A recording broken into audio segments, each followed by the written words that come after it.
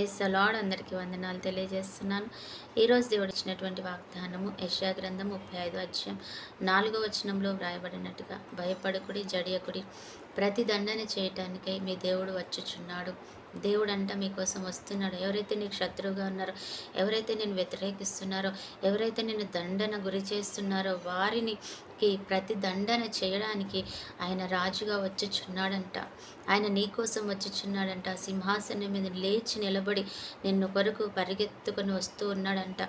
ఈరోజు నీకెంతో గొప్ప ధన్యకరమైన వార్త, శుభవర్తమానం దేవుడు మనకు తెలియజేశాడు కదా. నువ్వు కృంగిపోతున్నావు, కుమిలిపోతున్నావు, నలిగిపోతున్నావు.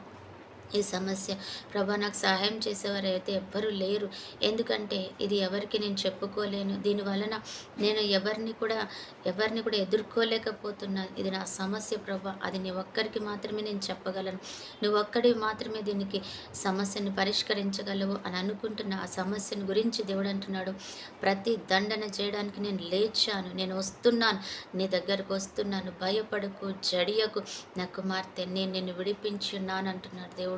నేను విడిపించడానికి నీ దగ్గరకు వచ్చి ఉన్నాను, నువ్వు విడిపించబడిన దానివి, విడిపించబడిన వాడవి అంటున్నాడు. నీ ఉద్యోగంలో సమస్య, కుటుంబంలో సమస్య, నా బిడ్డలతో, భర్త భార్యతో సమస్యల దేవుడు అంటున్నాడు, నిన్ను విడిపించడానికి నేను నీ దగ్గరికే వస్తున్నాను, నువ్వు భయపడకు. రాజు ఏం చేయుచున్నాడు, ఆ రాజు వచ్చి ఆ యొక్క దుష్టుడితో యుద్ధము చేస్తాడు, యుద్ధము చేసి నీకు విజయం ఇచ్చి ఆయన వెళ్తాడు.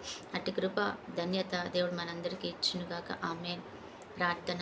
పరిశుద్ధుడైన దేవా, ప్రేమ కలిగిన తండ్రి యేసయ్యా, ప్రేమ కనికరం కలిగిన దేవుడు అయ్యా, ఎంత ప్రేమ నీకు నాయన తండ్రి. ప్రతి దండని చేయడానికి ప్రభా నువ్వే స్వయంగా మా మధ్యలోకి వస్తున్నావు తండ్రి. ఈరోజు ఇచ్చిన ఈ వాగ్దానం బట్టి వందనాలు చెల్లిస్తాను. ఈరోజు ఒక పరిష్కారమును తండ్రి, ఈరోజు ఒక విడుదలను తండ్రి, ఈరోజు ఒక సమాధానమును తండ్రి, ఈరోజు ఒక గొప్ప సంతోషకరమైనటువంటి కృపను మా అందరికి ఇచ్చినందుకు వందనాలు. అలాగే ఈరోజు బర్త్డే, మ్యారేజ్ డే జరుపుకుంటున్న బిడ్డలందరికీ కూడా అయా నీ కృప బాల్యంతో నింపి రెండంతల ఆత్మ నింపుకోమని అయా నీకే మహిమ చెల్లిస్తూ మంచి దీర్ఘాయుష, కృపా, కాపుదల, క్షేమం, ఆశీర్వాదం, ఐశ్వర్యం చూసిన బిడ్డలకు దయచేయమని యేసు నామములో ప్రార్థిస్తున్నాం తండ్రి. ఆమేన్.